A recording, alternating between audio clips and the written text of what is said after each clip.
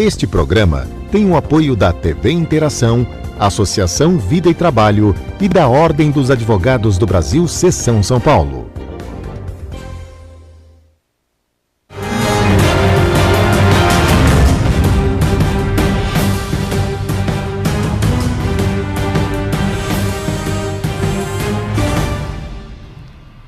Alô, amigos, bem-vindos ao Gente que Fala. Estamos na TV aberta, canal 9 da NET, canais 8 e 186 da Vivo. Estamos na Rádio Trianon, AM 740 São Paulo. Estamos na Rádio Universal, AM 810 Santos. Estamos no estúdio da TV aberta, transmitindo através da nossa fanpage facebook.com/programa Gente que Fala. Estamos ainda na TV Guarulhos, canal 3 da NET em Guarulhos, 11h30 da noite. O nosso blog, gentequefala.com.br, e nossos telefones 38766146-5052-5555.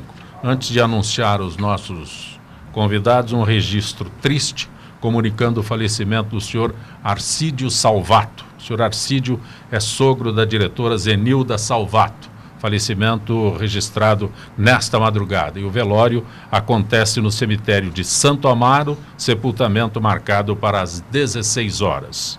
Falecimento do senhor Arcídio Salvato. Participando desta edição de Gente que Fala, advogado Ricardo Pires Calciolari. Prazer tê-lo aqui, doutor Ricardo. Prazer é todo meu, Zancopé, é uma honra. Dr. Ricardo é coordenador de compliance da imprensa oficial, é isso? Exatamente. Compliance é a palavra da moda? Sem dúvida, eu acho que um dos debates que a gente mais tem hoje em dia é a corrupção. A gente percebe que isso está sempre debatido na mídia e acho que a preocupação das empresas públicas e privadas com o combate à corrupção e com os métodos de implementá-lo são o tema de referência na atualidade. Também conosco o advogado Dr. Gustavo Marinho de Carvalho. Prazer tê-lo aqui, Dr. Gustavo. Boa tarde, o prazer é todo meu. O senhor é assessor jurídico da imprensa oficial. Isso mesmo. Isso. Também o advogado Dr.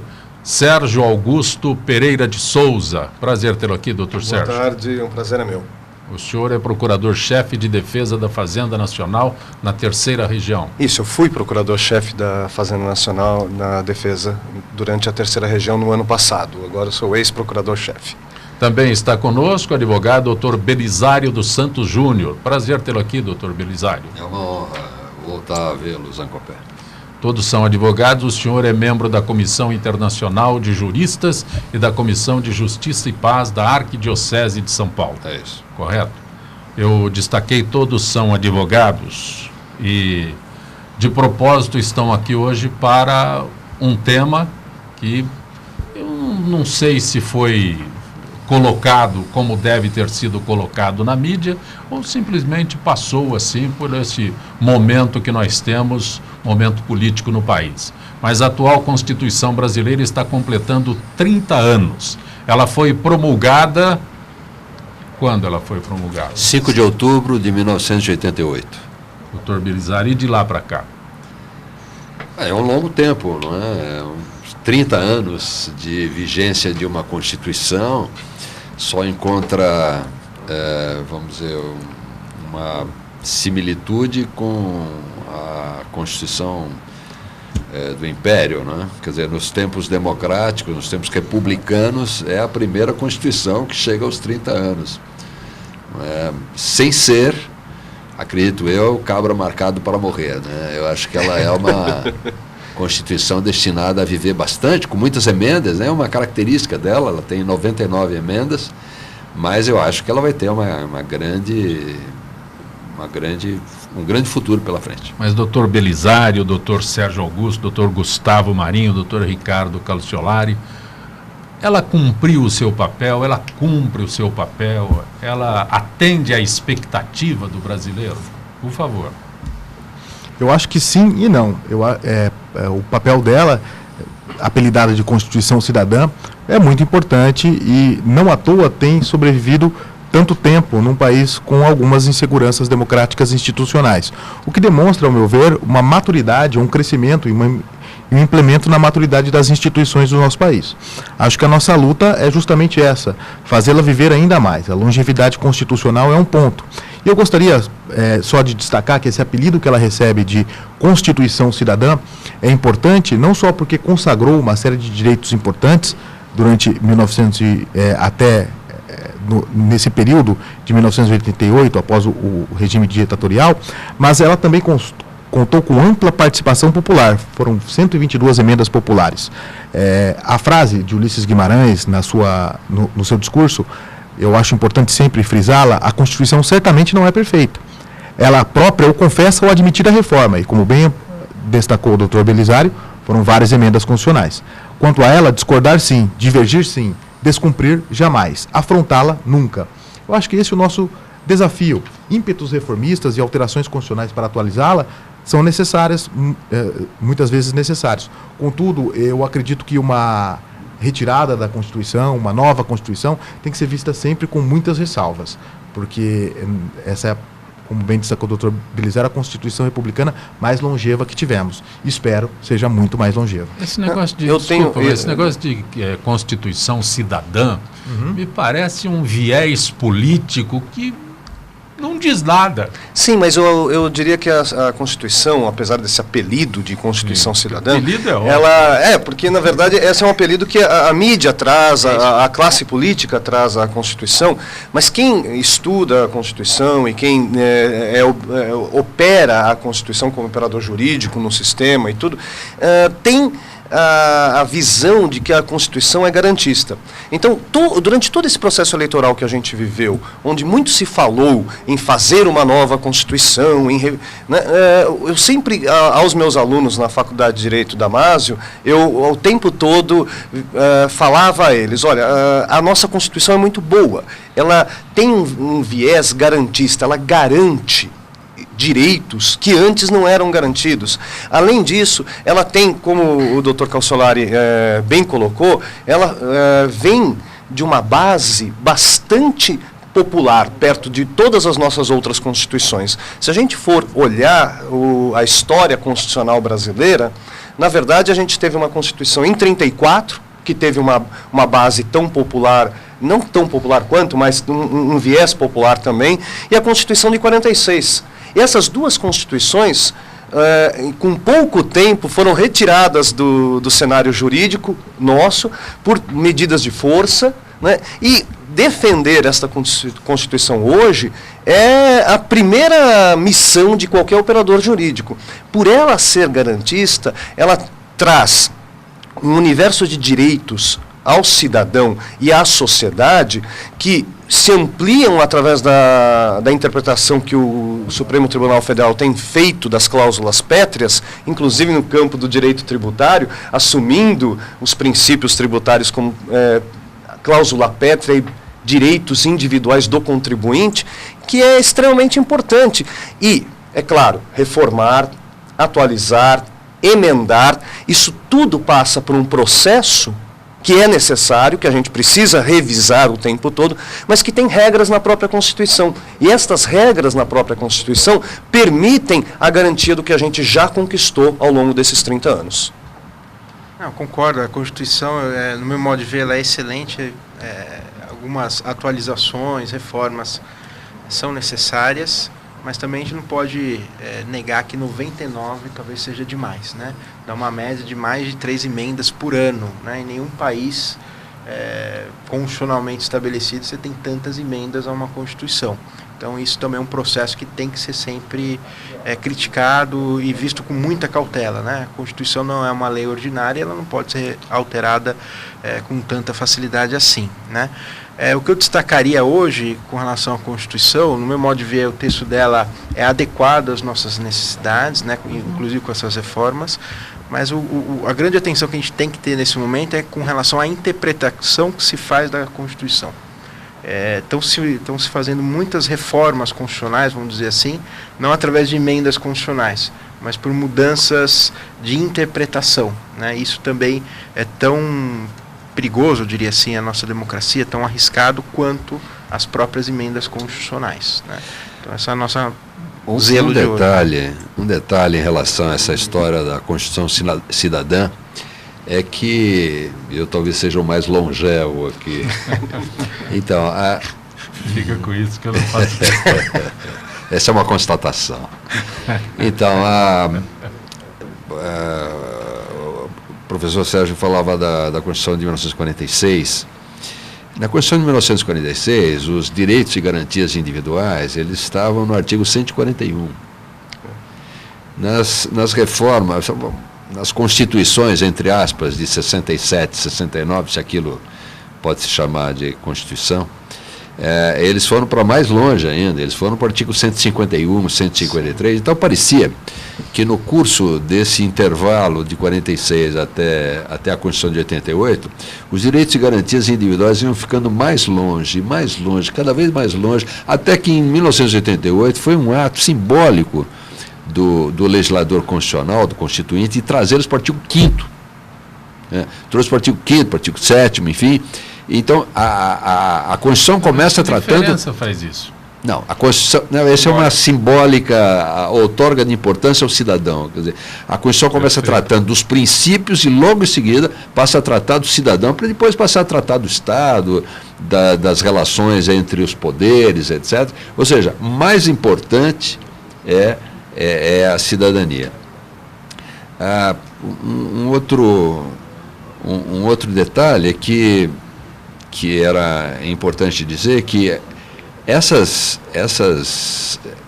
alteração da Constituição é permitida sempre, mas uma nova Constituição, ela só ocorre, isso é constatado na história brasileira, quando há uma ruptura, quando há uma nítida ruptura da ordem, não é?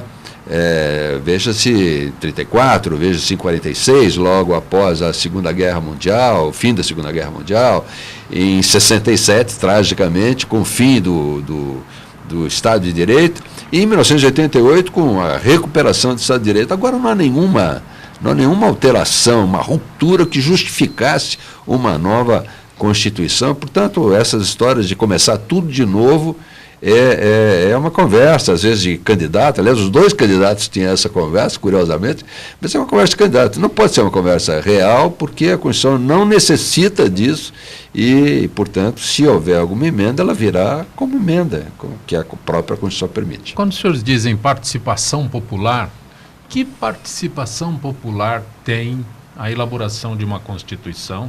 Se ela é feita no plenário, nos gabinetes, o povo não sabe o que está acontecendo lá. Simplesmente fala, esta é a Constituição de vocês. Então, eu quero entender realmente, quando se fala, porque no Brasil é tudo decidido a portas fechadas lá e enfiado goela abaixo a população. Então, quando se fala depois, não, à vontade. Eu colocaria assim, o professor Calciolari aqui já falou das propostas de dispositivos que vieram durante a Constituinte, que foram 122 propostas populares, né? Além disso, a gente tem que lembrar que houve uma eleição desses constituintes. Eu gosto muito de dizer para os meus alunos o seguinte... Foi eleito um congresso com a prioridade de elaborar uma Constituição. Foi eleita uma Assembleia Nacional Constituinte através do Congresso, né? E que depois se manteve como Congresso Nacional, mas a primeira função deles era elaborar a Constituinte. Eu gosto muito de falar uma coisa aos meus alunos, dizer o seguinte, essa eleição dos representantes no Congresso traz ao poder uma série de personagens, né, que a gente pode chamar de personagens, mesmo que alguns são caricatos, mas uma série de personagens que, de alguma forma, representam a sociedade brasileira. E são o melhor... A melhor imagem é que lá é o retrato do povo. Exatamente. E muitos desses personagens, individualmente, não teriam nenhum tipo de sabedoria ou de expertise para elaborar um texto constitucional e tratar das demandas da população. Mas se a gente pega o conteúdo da Constituição, o que sai daquela obra coletiva acaba sendo uma sabedoria muito superior ao somatório de todos que estavam lá.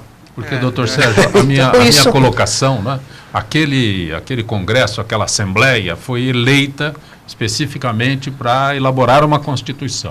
Mas eu não vou citar nomes, mas conheço deputados que estavam licenciados para exercer funções executivas nos seus estados e se licenciaram no dia só para assinar a Constituição. Então, se arvoram de deputados constituintes. Eu fui constituinte. Só assinou, ele não participou de nada. Ele, no primeiro dia de mandato dele, ele já veio para o estado, ficou aqui ou ficou em outros estados. E depois se arvora. Hoje eu assinei, só assinou. Em compensação, há juristas que não figuram ao final da Constituição. O que é lamentável. E que participaram ativamente. Eu lembro o seu colega, professor José Afonso da Silva. Exato. Foi um dos grandes participantes, aí, o próprio Miguel Reale Júnior. Foram juristas que enfim, deram uma contribuição espetacular aí para a Constituição, para que ela, veja, imagina, quantos centenas de constituintes, e hoje nós temos um texto que tem começo, meio e fim, quer dizer, então eles compuseram. É até surpreendente com as pessoas que estavam lá a gente ter uma Constituição que preste. É isso que eu acredito. Esse é o detalhe. Eu acredito que seja importante também frisar sobre a questão da participação popular, que além das 122 emendas e dessa representação dos eleitos que a gente debateu aqui, ou seja, uma participação imediata, você vota em alguém que o representa, a Constituição também tem um outro tipo de participação popular que eu destacaria de grande importância. Dizia um teórico português, Canutilho, que a Constituição tem que ser aberta aos intérpretes do seu tempo. As palavras constitucionais, seus princípios, têm uma interpretação que varia histórica e socialmente. O que é igualdade hoje talvez não seja a mesma igualdade de 30 anos atrás. Alguns princípios como a legalidade já foram revistos. E não só a participação popular se dá naquela data de promulgação ou da feitura do texto em si, mas na interpretação cultural e social que aquelas palavras naquele texto vão se alterando dia a dia, ano a ano, e 30 anos de alteração, acho que representa um marco disso. A população, ao interpretar esse texto, ao relê-lo, participa de alguma maneira na construção da Constituição que vemos hoje, que é a interpretação daquelas palavras, daquele texto que está lá consagrado. E essa participação se dá também pela população, de forma direta até. O controle de constitucionalidade é um grande exemplo, né? De como a população se apresenta para construir o sentido da Constituição. Eu gostaria só de destacar rapidamente um tópico importante, porque eu acho que 30 anos é um momento de balanço. Quando a gente faz aniversário, faz 30 anos, a gente tem que sempre fazer um balanço do que deu certo e do que não deu. Não confie em ninguém com mais de 30, né? Exatamente, doutor. E fiquei muito feliz. Continua se revelando. Doutor Belisário entregou uma obra que eu acho uma referência, que comemora esses aniversários de 30 anos da Constituição, mas de forma reflexiva. Eu acho que não só refletir, pensar a Constituição, a gente tem que comemorar essa longevidade, como bem disse o doutor Belisário, mas eu o parabenizo para além da comemoração, a gente fazer também essa reflexão. Acho que é um momento propício para isso.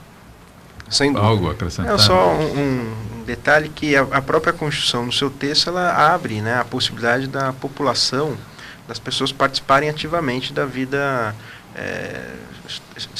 estatal, né? Então, por exemplo, o plebiscito, o referendo são instrumentos importantes, pouco utilizados, é bem verdade. E né? não respeitado quando o seu resultado é divulgado. O governo não respeita.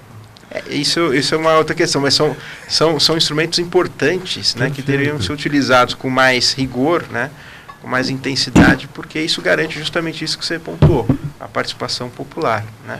E as excentricidades que o doutor Sérgio falou, que às vezes a gente enxerga no legislativo, também no meu modo de ver, não significam que por conta dessas excentricidades a gente tem que mudar a Constituição. Seria por essa razão, né, para não se permitir que certos tipos de... Não é o discurso mais fácil, vamos mudar a Constituição, Exato, vamos elaborar uma posso fazer um outro acréscimo? Caminho, na minha fala eu falei da interpretação. Essa Constituição de 88 tem 30 anos. Ela já tem uma série de escritos sobre ela, uma série de decisões feitas a partir dela.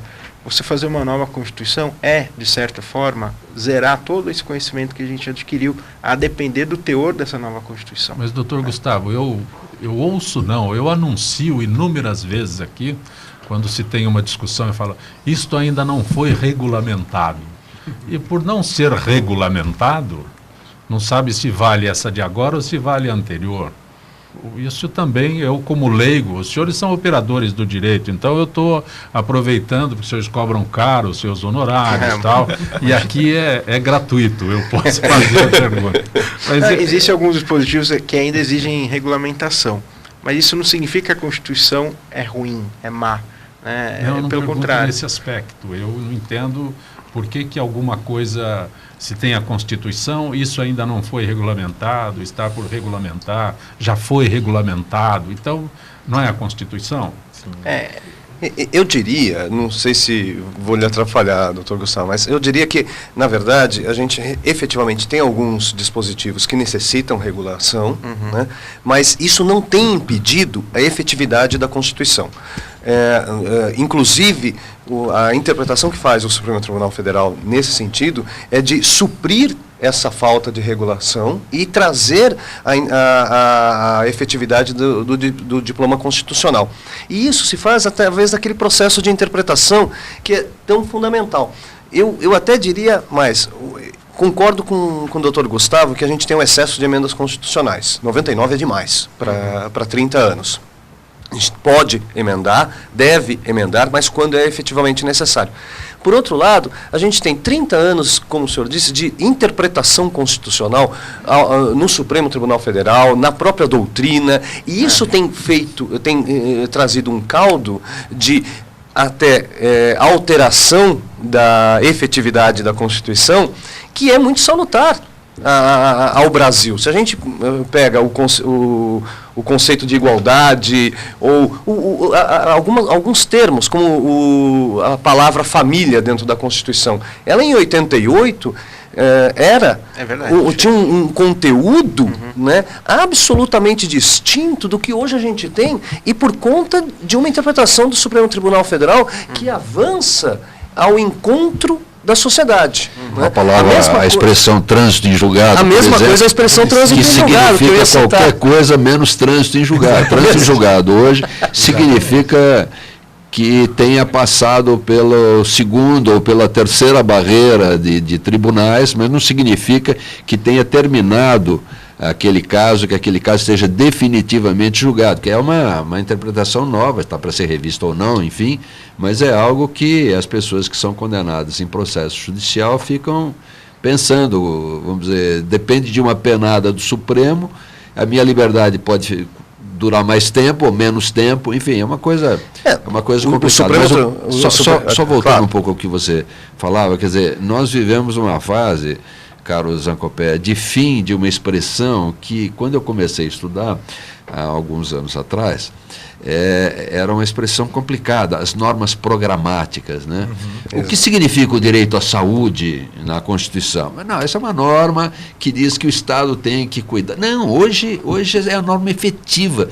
É o que dizia o professor Sérgio, uma norma absolutamente efetivo. Os tribunais tratam de fazer do que está contido no texto constitucional normas efetivas, a serem respeitadas e, portanto, cumprindo os direitos, mais do que era o espírito da época. Né? Acho que o Ricardo falou isso, quer dizer,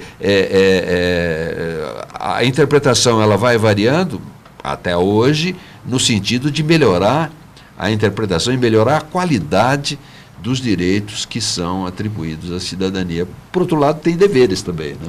Né? Primeira vez se fala em deveres na nossa Constituição. Mas curioso porque faz 70 anos a Declaração Universal de Direitos Humanos, a Declaração da ONU, né? E ela tem deveres também. Os artigos 29 e 30 da Declaração Universal, elas falam de deveres para com o Estado. Esta Constituição está cheia de deveres com a família, deveres com a segurança pública, uma série de deveres que não são só do Estado, não são só de um dos entes da federação, mas são da própria, da pessoa, do cidadão. Né? Então, isso é uma perspectiva de ler. Vamos dizer que hoje não está sendo muito prestigiada, mas é uma perspectiva. A Constituição que faz 30 anos não é uma Constituição de direitos, ela é uma Constituição de deveres, há uma série de deveres, e eles devem ser cumpridos para assegurar a convivência. Deixa eu acrescentar um item aqui, os senhores discorrem tudo aí, mas é o lado político da história. Hoje, o economista José Roberto Faria Lima era deputado federal e implantou o Prodazem, né, que é o processamento de dados do Senado. E aí o Petrônio Portela era o presidente e ele falou assim: doutor Petrônio, na nossa Constituição nós podemos ter em 250 mil artigos. A gente pode reduzir isso para 50 mil. Basta colocar lá, revogam-se a disposição anterior, revogam-se as disposições anteriores. Aí a resposta do Petrônio Portela, e ele fala sempre aqui, tem muito advogado neste país, não vamos descontentá-los, vamos deixá-los à vontade. E aí, de 250 para 50 mil era uma redução maravilhosa, mas não, vamos atender, tem muito advogado por aqui. E continua como está, as disposições não foram revogadas, professor. Eu acho esse ponto bem interessante. Sempre que a gente estuda a Constituição, há aqueles que dizem que a nossa Constituição é excessiva, é ampla, é muito detalhista, e a comparam muitas vezes com a Constituição norte-americana. Ela é uma Constituição enxuta, curta, direta. Será que a nossa carta se equivocou? Será que a gente foi prolixo demais ou trouxe muita coisa para a Constituição? Bom, talvez haja alguma prolixidade em alguns tópicos, sim, isso é inegável quando fazemos uma leitura detalhada da Constituição. Mas essa comparação com a Constituição norte-americana também penso que seja um equívoco pelo anacronismo. A Constituição norte-americana surgiu meados do século XVIII, em outro momento histórico. A nossa Constituição surge já à beira do século XXI, com muitos problemas, muitas dificuldades, diversas daquelas que a sociedade norte-americana enfrentava naquele momento. E tentar dar a esse momento histórico uma complexidade bem menor de momentos históricos anteriores, ao meu ver, é um erro. A gente comparar a nossa Constituição com a mexicana de 17, com a própria portuguesa, que surgiu posteriormente à Revolução dos Cravos, a Constituição alemã, que também foi uma grande influência, a nossa Constituição surgiu após a Segunda Guerra Mundial, nós teremos, certamente, uma identidade, né? E todas elas, como bem destacou o Dr. Belisário, têm essa característica principiológica programática. Esse talvez seja um dos grandes desafios constitucionais hoje, Zacopé. Implementar princípios, implementar programas, né? A gente sabe da dificuldade que o executivo hoje tem de implementar alguns. E, por outro lado, a gente não pode mais entender, como se entendia antes, que esses princípios ou programas são meras promessas ou utopias que estão ali para apenas referendar um texto, quando na verdade eles são normas, implementam direitos e também deveres, por outro lado. Doutor Ricardo, o próprio Ulisses Guimarães declarou na oportunidade que esta era uma Constituição municipalista. Então todas as decisões eram no município, e ele argumentava, né, o cidadão mora no município, o cidadão não mora no estado, não mora no país, mora no município, então tudo tem que sair de lá. Então, quando o senhor se referiu a isso, ele só esqueceu um detalhe, né? Todos nós moramos no município, mas o dinheiro daqui vai para lá e ele não devolve. E o Estado, uma União, não devolve para o Estado e não devolve para os municípios. Não vou nem me referir à proporcionalidade. Mas nós aqui que arrecadamos no município, todos nós estamos em São Paulo, nós aqui que arrecadamos, o município de São Paulo entrega para o Estado de São Paulo, o Estado de São Paulo entrega para a União. Então, de municipalista não tem absolutamente nada. Eu faria só uma pequena colocação, rápido, e já vou chamar o Sérgio para debater isso, porque, de fato, a nossa Constituição, ela é talvez a mais descentralizada da nossa história constitucional. O federalismo nunca foi tão valorizado. E o município nunca teve tantas competências como teve na Constituição de 88. Só que sem dinheiro. Então, esse é o ponto. A Constituição destaca uma assimetria. Você tem uma série de obrigações, o município tem como dever saúde, educação. Mas são os deveres, o dinheiro está todo com a União. E é essa questão que eu passo para o Sérgio agora. Como ficou a questão dos repasses com esse assimetria? Não, eu advogo, na verdade, sempre eu não estou questionando como vai, como vem. Eu só estou questionando o conteúdo de tudo isso, Porque... Você não está falando de corrupção, hein? Não, nem estamos falando disso aí. Não. O que é isso? Tá?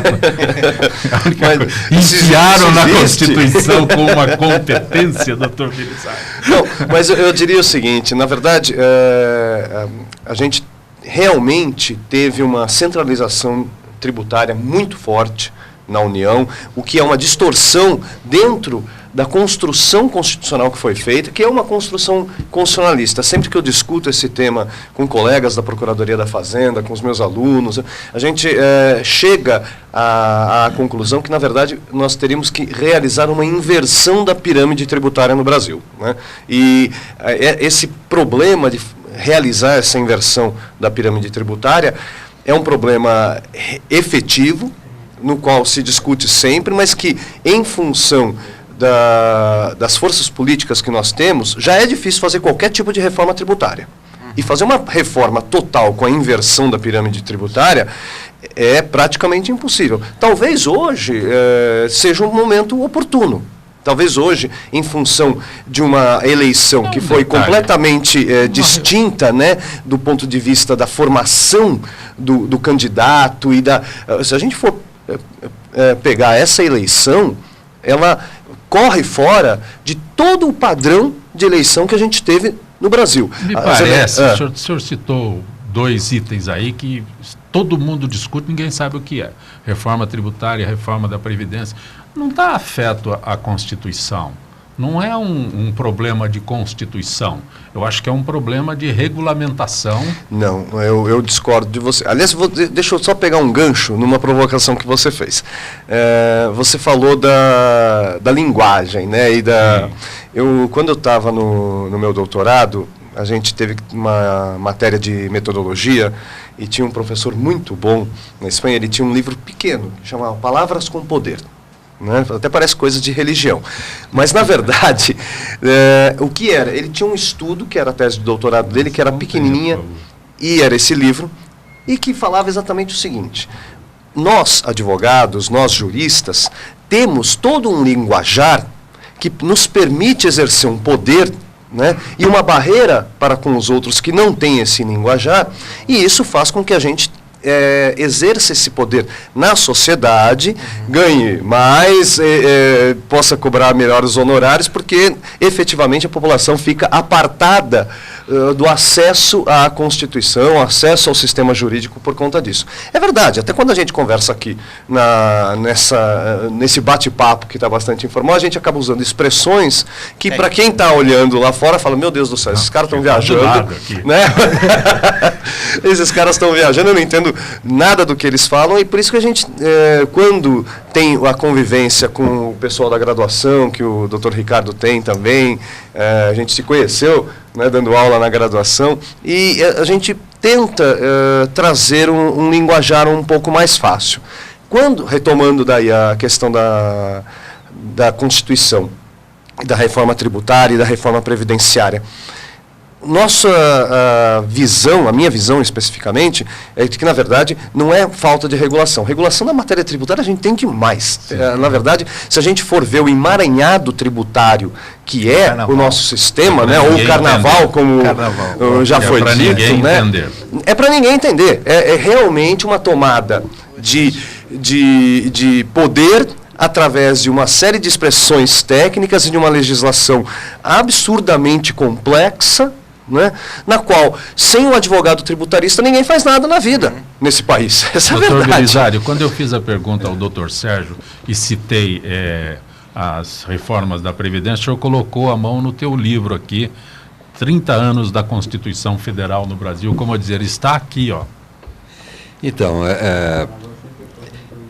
duas observações. Primeiro, que a Constituição, em tese, ela deveria ser escrita numa linguagem que fosse acessível para toda a população, para todas as pessoas, para toda a cidadania. O cidadão tem que entender.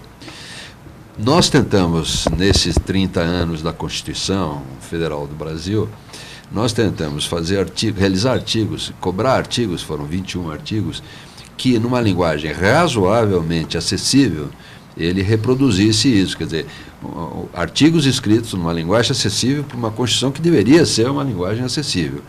A gente vai descobrir com o tempo que a linguagem acessível, ela não é sempre muito acessível, porque o jurista tem uma mania que é péssima. Quando o jurista olha, o operador de direito olha uma palavra que ela tem um senso comum, ele muda aquele senso. Não é para entender desse jeito. Volto àquela história.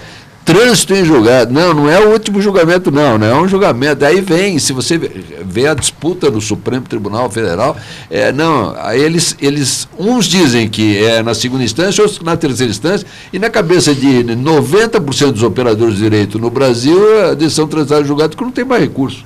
Vou pedir a gentileza dos senhores para o intervalo, retornaremos em instantes.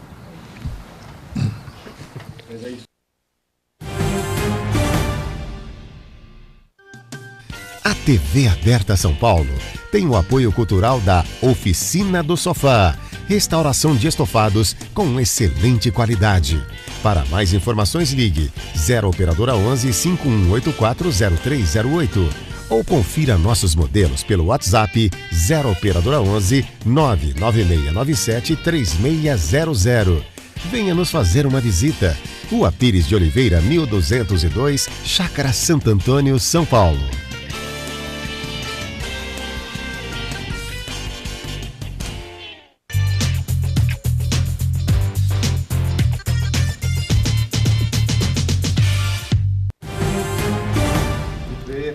Da próxima eu quero Você participar. está conosco no Gente que Fala. Estamos recebendo hoje advogados ou operadores do direito. Acho maravilhosa essa expressão.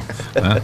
Advogado Dr. Ricardo Calciolari, o advogado Dr. Gustavo Marinho, o advogado Dr. Sérgio Augusto Pereira de Souza e o advogado Dr. Belisário dos Santos. Dr. Belisário, eu me referi a instantes antes do intervalo sobre esta obra que o senhor trouxe e nos presenteou aqui. Aqui é mais fácil, Enéas, né?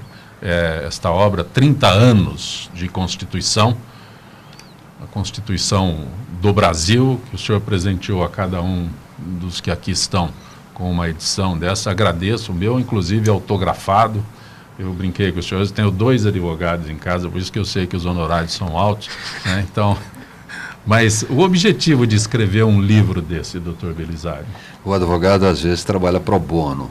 Muitas das vezes o advogado trabalha assim. Pro bono.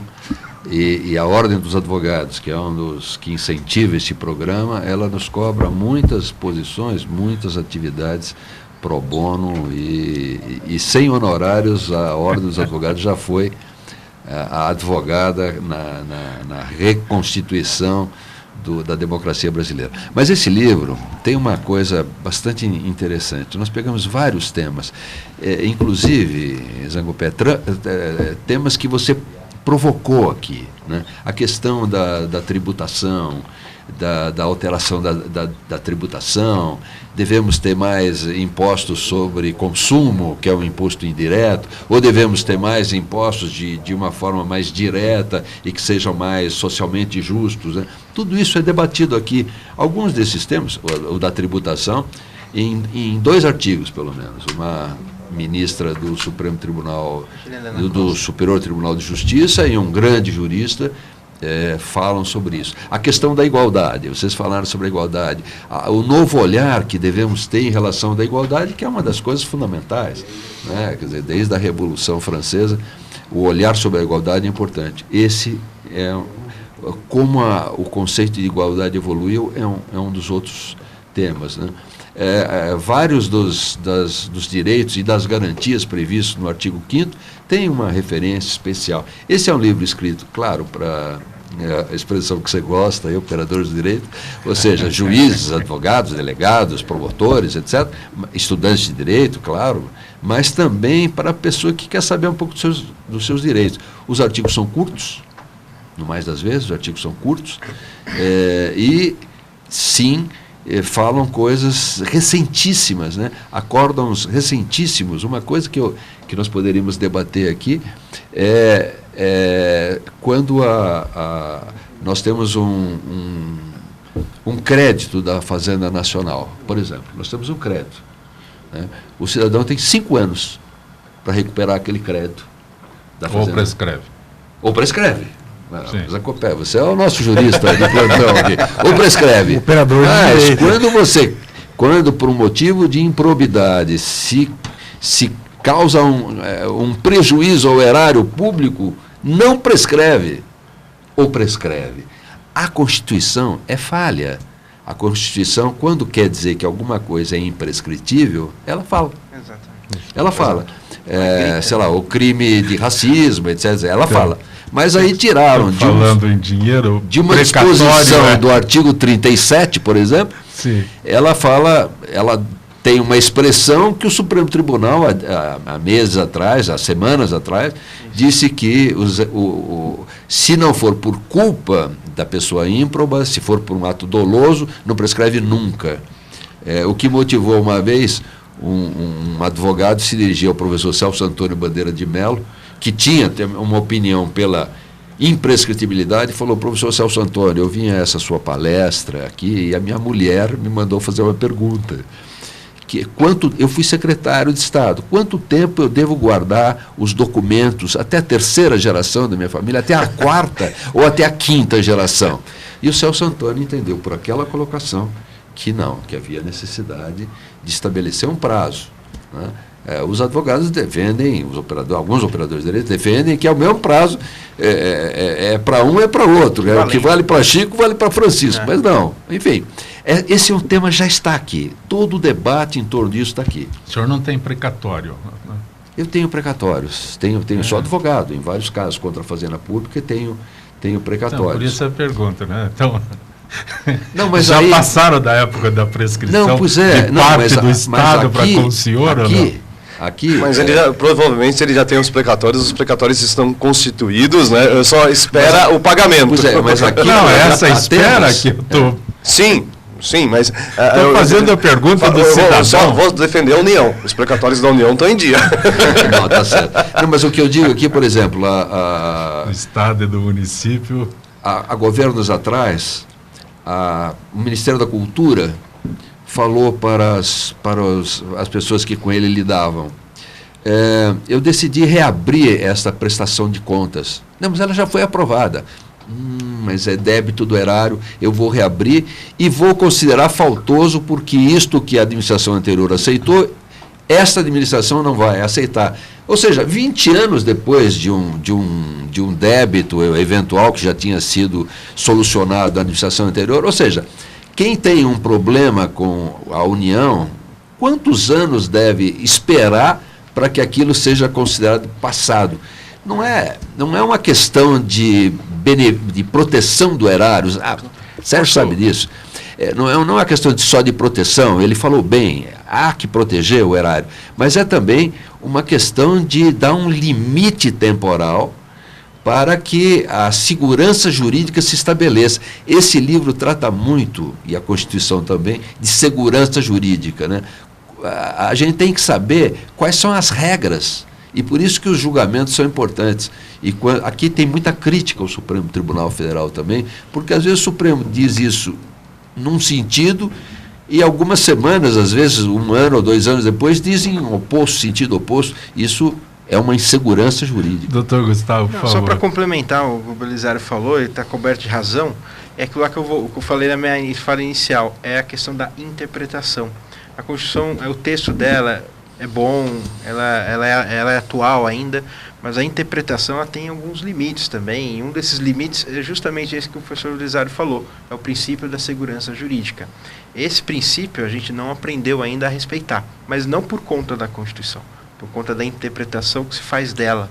Então a gente tem ainda muito a caminhar, muito a melhorar. Quando o senhor fala em interpretação, quem assiste hoje é uma maravilha, porque se assiste o Supremo na televisão, né? Antes eles só falavam assim, acompanhe o voto do relator, Exatamente. Acompanhe o voto do relator. Agora, outro dia assisti um ministro falar 1h40 para dizer que não tinha decidido nada. Então, Big Brother. Exatamente, virou um Big Brother. Vão lá e se degladiam em termos jurídicos que eu que estou assistindo e sou leigo, não entendo o que eles estão falando, mas e essas pessoas que lá vão e a cada dia dão uma interpretação, até interpretando ao contrário do que interpretou, e diz, estou acompanhando o colegiado, não é o que eu penso, mas o colegiado pensa assim. Aí eu fico saber o que o colegiado influencia tanto que é capaz de mudar um conceito da Constituição. A gente vai para uma seara também muito interessante, que é da técnica da utilização dos precedentes judiciais, que é relativamente nova aqui no Brasil, né? E que os nossos tribunais, em alguns casos, dão demonstração de o quanto que a gente precisa estudar cada vez mais essa técnica. Doutor Belisário, o Jaime do Jardim Bonfilioli está perguntando ao senhor qual o legado jurídico que o governo Temer deixará. Legado jurídico? A lei de introdução. Não. Veja, vamos dizer, sim, há um legado jurídico que todo o governo deixa. O governo Temer deixará a lei que altera a governança corporativa nas estatais, que era um pleito antigo. O governo Temer deixa uma lei produzida, eu sempre brinco, uma lei redigida por advogados e não por legisladores, que é a lei de introdução às normas do direito brasileiro, que talvez seja das mais importantes leis. Eu falei com um dos seus inspiradores, o Carlos Ari Sanfeld, porque o Floriano, também o nosso querido diretor da Faculdade de Direito, são normas que inspiram a interpretação das outras normas. É uma coisa fundamental. E esse é um legado, sim, meu caro Carlos. Jaime, é um legado, sim, Jaime, é um legado, enfim, que jurídico, né, como você perguntou, para a posteridade. De repente ele consegue aprovar uma reforma da Previdência, não sei que tipo de reforma, mas, enfim, há todo um jogo, né, esse jogo legislativo que é necessário fazer, quer dizer, essa composição é uma coisa da nossa democracia de cooptação, né, essa necessidade de compor com o legislativo. Bonito. Democracia de cooptação. Não é governo de cooperação, nada, é um governo de cooptação. Você tem que cooptar as pessoas para elas votarem, às vezes tem que trocar por coisas. É muito difícil passar coisas aí nesse... Doutor Belisário é de uma honestidade incrível. Doutor O senhor é de uma honestidade incrível. Doutor Belisário, só para registrar, nós estamos no ar há 18 anos. O Gente que Fala está há 18 anos no ar. E o Jaime, lá do Jardim Bonfilioli, participa desde o primeiro dia. Ele tem mais tempo de programa que eu. Ele está de plantão, ele não é quem participa. Ele, como muitos cidadãos, ele está de plantão para ver o que será cumprido, o que será descumprido. Isso é importante, Jaime. Essa é uma coisa importante. Eu rogo que haja muitos outros cidadãos que tenham essa postura. Doutor Ricardo, Carlos de Santo André pergunta se a Constituição de 88 contribuiu para evitar a corrupção em grande escala. Grande escala. Parabéns, Jaime, e obrigado pela pergunta, Carlos. O Jaime pela participação. Isso. E ao Carlos pela pergunta. Bom, acho que integrando o papo que a gente está tendo aqui, uma das questões pontuadas pelos Zancopés pende de regulamentação. Constituição falta regulamentação. Há um dispositivo na Constituição que fala das leis das estatais. Pende de regulamentação, e o professor Belisário acaba de citar a Lei de Controle das Estatais, Lei 13.303, acho que foi um avanço importante, junto com as alterações da LINDB, né, da Lei de Introdução às Normas do Direito Brasileiro, a Lei Anticorrupção, e integrando esse pacote legislativo de combate à corrupção, nós temos a Lei de Acesso à Informação. Então, a ideia, sendo bem grosseiro, é que o governo, as empresas estatais sejam transparentes. Essa transparência somada a uma participação popular, né, seja pelas ouvidorias, pelos canais de denúncia, e somando a transparência e a participação popular, nós temos meios de auditoria e de controle interno, Ricardo, e externo que somam isso. Doutor Ricardo, não tem. Olha, eu diria o seguinte... 2 milhões na Paulista, mas... aí eles saem de lá e fazem... Não, mas eu diria o seguinte... não é do seu tempo, mas do doutor Belisário. Nós somos a Praça da Sé, 1 milhão de pessoas pela Diretas Já. Não dava nem para se mexer. Tancredo Neves desceu do palanque e foi pelo colégio eleitoral. Então, Diretas Já, e depois... convenceu a todos que Eu tive o privilégio de participar, eu era estudante da Faculdade de Direito Largo São Francisco, e tive o privilégio de participar lá, ao lado, naquela época, dando a mão para o Mário Covas, que estava na praça, acompanhando o placar da votação e o choro posterior à votação contra a emenda. Eu não concordo com a história de manifestação popular. Não vale nada no nosso país. Não vale nada. Vale a urna lá, quando você... Você faz uma crítica que eu acho que você tem razão. Quer dizer, embora um presidente da República tenha sido julgado impedido de concorrer por uma lei que veio exatamente pela iniciativa popular, que foi a lei da ficha limpa. Mas o que você tem muita razão é tão decantada essa participação popular, mas as emendas populares, elas não têm uma tramitação à altura do número de pessoas que as subscreveu. Um deputado com 100 votos que foi eleito na rabeira de um desses mega bem votados deputados, puxadores de voto, né? Puxadores de voto, ele tem a mesma tramitação. E talvez, aí sim, falo para os legisladores, falo para os juristas presentes aqui, talvez fosse necessário, sim, Zagopé, a gente criar uma norma para dar uma tramitação mais rápida, mais dinâmica para, vamos dizer, leis que venham de origem legitimamente popular. Doutor Gustavo, a Fátima de Guarulhos pergunta se a influência de Ulisses Guimarães deu à Constituição um viés parlamentarista. Bom, obrigado pela pergunta, Fátima. Esse é um dos pontos que sempre se trata em aula, né, com relação ao viés parlamentarista da Constituição Federal, né?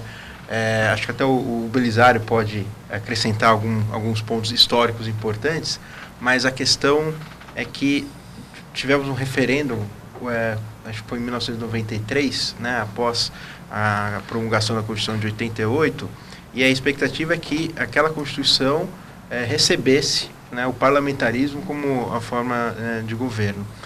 Só que não foi isso que vingou. Mas existe sim essa crítica de que a Constituição Federal de 88 teria mais um viés parlamentarista do que presidencialista. Na realidade, alguns dos dispositivos foram escritos por uma Constituição parlamentarista. Acho que o próprio impeachment, não é, doutor?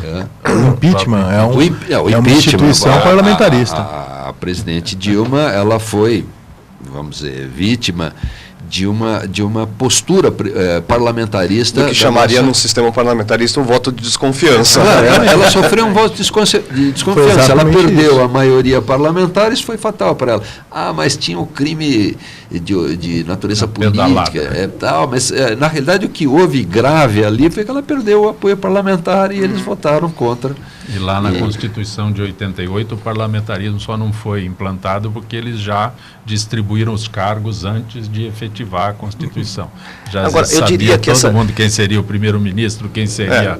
Mas eu só diria que essa discussão entre parlamentarismo, um viés parlamentarista e um viés presidencialista, né, ela foi muito decantada durante esses 30 anos e ela acabou ficando com uma discussão paralela, como a discussão que a gente faz em cima do capítulo do sistema econômico, que em 88 se dizia, não, a Constituição tem um viés socialista por conta da função social da propriedade, por conta da importância do trabalhador. Lá no artigo 170 vem, né, um dos fundamentos da ordem econômica, o trabalho humano com dignidade e tudo. E depois isso acaba sendo sepultado até na forma como a Constituição é interpretada e aplicada, para a gente chegar a um consenso de que não, a Constituição não tem um viés socialista, na verdade ela tem um viés capitalista muito claro, muito bem formado, através da propriedade privada, através da liberdade de iniciativa, através dos momentos do artigo 170, dos princípios, e também dos direitos individuais. Sérgio, então, Clarice de Santana, e eu peço que o senhor responda rapidamente, se a variedade de impostos é constitucional.